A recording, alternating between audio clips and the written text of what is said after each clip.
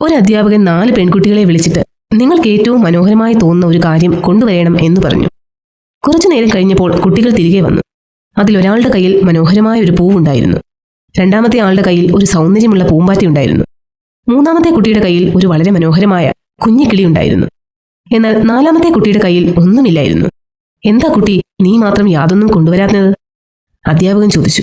അതിനവൾ, sir, ഞാനും പല നിറത്തിലുള്ള മനോഹരമായ ഒരു പൂവ് കണ്ടു. അത് ചെടിയിൽ തന്നെ നിൽക്കട്ടെ, അവിടെ നിന്നാൽ മാത്രമേ അത് അതിമനോഹരമായി തീരൂ എന്നോർത്ത് അത് പറിച്ചെടുക്കാതെ ഞാൻ മുൻപോട്ട് നടന്നു. അപ്പോൾ വളരെ മനോഹരമായ പൂമ്പാറ്റയെ കണ്ടു. അത് സ്വാതന്ത്ര്യത്തോടെ പറക്കട്ടെ, അപ്പോഴാണ് അതിന് കൂടുതൽ ഭംഗി എന്നോർത്ത് അതിനെയും ഞാൻ അവിടെ വിട്ടു. വീണ്ടും ഞാൻ ഒരു കുഞ്ഞിക്കിളിയെ കണ്ടു. എന്തു ഭംഗി! അതിനെ എടുത്തുകൊണ്ടുവന്നാൽ അതിന്റെ അമ്മക്കിളി അതിനെ തേടി നടന്ന് വിഷമിക്കും എന്നോർത്ത് അതിനെയും അവിടെ വിട്ടിട്ട് വന്നു. അധ്യാപകൻ ഉടനെ പറഞ്ഞു, സ്നേഹം എന്നാൽ ഇതാണ്. ഒന്നും കൊടുക്കേണ്ട, യാതൊന്നും പറിച്ചു മാറ്റേണ്ട, ഒന്നിനെയും ആരെയും വേദനിപ്പിക്കാതിരിക്കുന്നതാണ് സ്നേഹം. ഇത് കേട്ടപ്പോൾ മറ്റു കുട്ടികൾ കൈകൾ തട്ടി ആ കുട്ടിയെ അഭിനന്ദിച്ചു.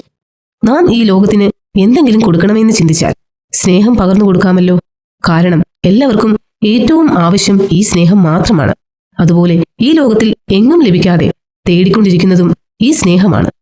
ആ സ്നേഹം നമുക്ക് എല്ലാവർക്കും ധാരാളമായി കൊടുക്കാം. എല്ലാവരോടും സ്നേഹത്തോടെ ഇടപെടാം.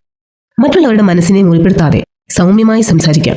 അങ്ങനെ നമ്മുടെ ശരിയായ സ്നേഹം മറ്റുള്ളവരിലേക്ക് പകരാം. നാം ഈ ലോകത്തിലേക്ക് ഒന്നും കൊണ്ടുവന്നിട്ടില്ല, തിരികെ ഒന്നും കൊണ്ടുപോകാനും സാധിക്കുകയില്ല. പിന്നെന്തിനാണ് ഈ ലോകത്തിലെ ധനത്തിനോട് ഇത്ര ആർത്തി? നാം ഇവിടെ ജീവിക്കുന്നത് കുറച്ചു കാലമാണ്.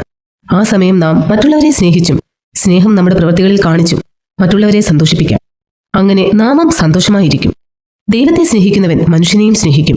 ഞാൻ ദൈവത്തെ സ്നേഹിക്കുന്നുവെന്ന് പറയുകയും തന്റെ സഹോദരനെ പകയ്ക്കുകയും ചെയ്യുന്നവൻ കള്ളനാകുന്നു.